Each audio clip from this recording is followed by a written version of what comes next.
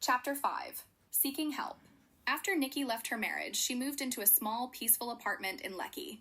It wasn't luxurious, but it was hers. No staff, no paparazzi, no expectations. Just silence. The kind she needed to start over. She began therapy with Dr. Modupe Ogunlana, a gentle psychologist who worked with women in similar situations. In their first session, Nikky said, "I don't know how I ended up in a life that never looked like mine." Dr. Modupe replied, "Survival can feel like consent when you're surrounded by pressure. But you're here now. That means you're ready to take your life back."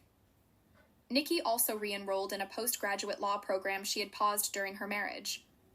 Slowly, she was returning to herself.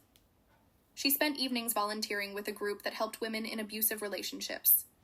Hearing their stories reminded her that she wasn't alone. She was healing. Josh, on the other hand, was falling apart. At first, he bragged to his friends that Nikky would return. But when she didn't, and legal papers for separation arrived, he panicked. He yelled, sent flowers, and even showed up at her new place. But she had moved on. Chief K, Nikky's father, was torn.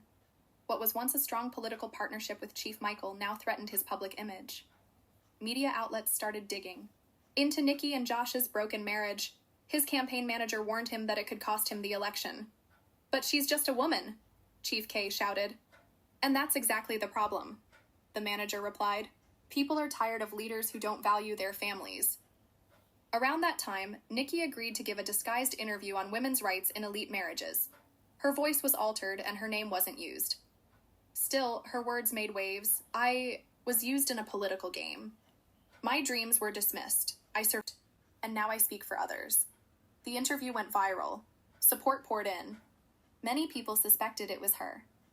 Chief K sat alone, staring at a photo of young Nikky. "I wanted the best for you," he whispered. "But I became the very thing you needed protecting from." Nikky continued to move forward. She finalized the divorce, filed for protection from Josh, and began helping push for laws to protect women like her. Her friend Zainab said she has turned her pain into a torch for others. One night, Nikky sat by her window journaling, said, "I chose myself. I chose freedom. Now I will write my own story." Chapter 6. The Scandal Breaks. One Monday, a voice recording leaked online. It was Josh, drunk and talking to a woman. "I only married her for the image. She's dull. It was all for politics. She should be grateful." Within hours, the clip had spread across social media. People were furious. Nikky's quiet strength was compared to Josh's public disgrace. The media, bloggers, and radio hosts couldn't stop talking. Not a pawn, chalk her freedom over fame, chalk her justice for Nikky. The nation listened. Everyone knew who the anonymous interview had been about. Chief K's campaign team panicked. Chief Michael exploded on the phone, blaming him. "You said she'd behave." Chief K had no answer. Nikky's phone buzzed nonstop. She refused interviews. Her lawyer said, "You've said enough. The truth is speaking now." Then an international news site published a full article. Wife, pawn, survivor. The story didn't name names but left no doubt. Everyone rallied behind her. Letters came in from girls in schools, mothers, even judges. Her words had lit a fire. Josh tried to fix his image. He released a video saying he was misunderstood, then deleted it. But it was too late. His social standing collapsed. One night, Chief Michael stormed into Chief K's house. "Your daughter ruined everything. She told the truth, Folak," Nikky's mother said from the hall. "The truth should have stayed buried," Michael replied. Nikky entered quietly. "Maybe your reputation was built on silence. Mine will be built on truth." She turned to her father. "I didn't want to destroy you. I wanted you to protect me. But since you didn't, I protected myself." Chief K couldn't speak. He looked at his daughter with new eyes. Chapter 7. Freedom with a Price. The divorce was finalized on a rainy Thursday. Nikky sat quietly while her lawyer handed her the certificate. "You're free now," he said.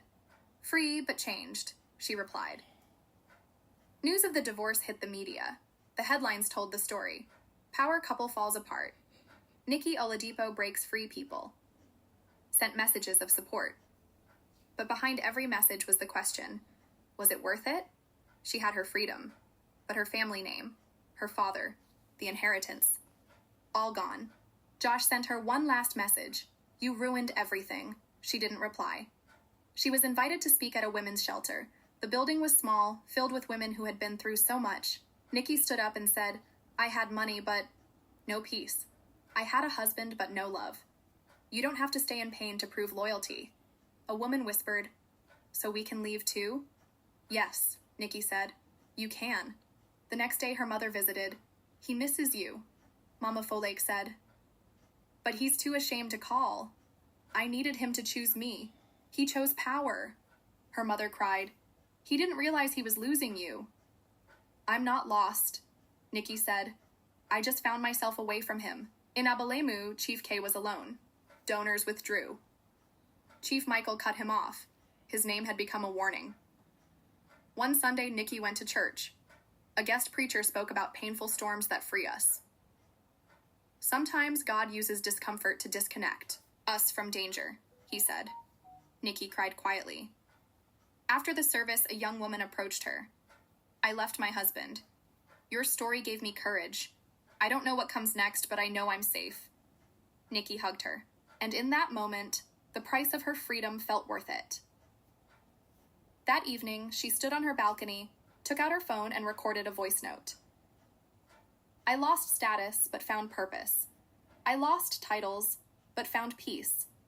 And I'm still here, still rising.